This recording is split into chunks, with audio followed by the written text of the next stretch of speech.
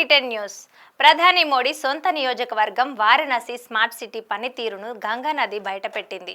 ప్రమాదకర స్థాయి కంటే తక్కువగానే నది ప్రవహించిన వరదలతో నగరం ప్రభావితమైంది. అక్కడి ఆలయాలు మూతపడ్డాయి. స్థానికులు, భక్తులు వేల సంఖ్యలో వరదలకు ప్రభావితమయ్యారు. వారిని ఇతర సురక్షిత ప్రాంతాలకు తరలించాల్సి వచ్చింది.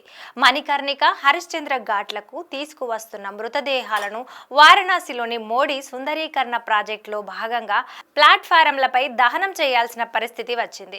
దగ్గరలోని ఘాట్ల పరిసర ప్రాంతాలు నీటితో మునిగిపోవడంతో మృతదేహాలను పడవలపై తరలిస్తున్న పరిస్థితులు కనిపిస్తున్నాయి. గంగా నదిలో నీటి మట్టం ప్రమాదకర స్థాయి కంటే 48 సెంటీమీటర్లు దిగువన ప్రవహిస్తున్నప్పటికీ ఇలాంటి పరిస్థితులు స్మార్ట్ సిటీ వారణాసిలో కనిపించడం గమనార్హం.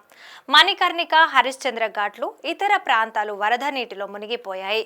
రామ్నగర్ ఖిలా, సుజాబాద్, దోమ్రిలలోకి నీరు వచ్చి చేరాయి. పలు ఆలయాలు మూతపడ్డాయి అని స్థానిక మున్సిపల్ అధికారి ఒకరు తెలిపారు.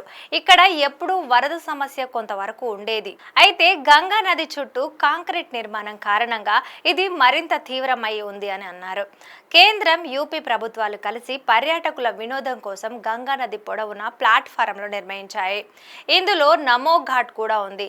ఇది ప్రధాని నరేంద్ర మోడీకి సంక్షిప్త రూపమని, అయితే శివుడిని సూచించే ఉద్దేశంతో పెట్టినట్లు చెప్పారు. వరదల కారణంగా లంక, రామ్సాహేని ఘాట్, సాకేత్ నగర్, భటువాపూర్, కాశీపూర్లో మురుగు కాలువలు పొంగి పొర్లుతున్నాయి.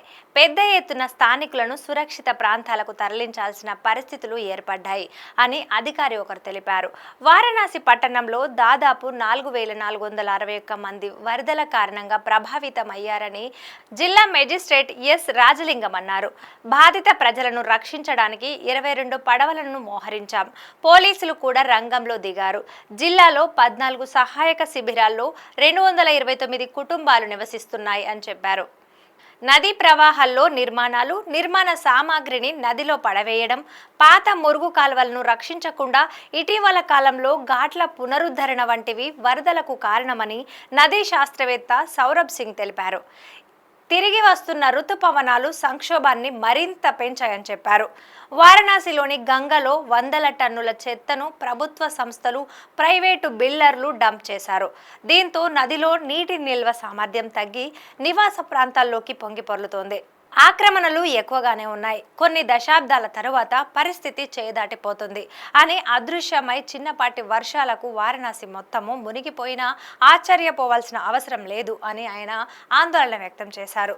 ఇదే ఇవాల్టి న్యూస్. దీనిపై మీ కామెంట్ కూడా తెలియజేయండి. చూస్తూనే ఉండండి టీ10.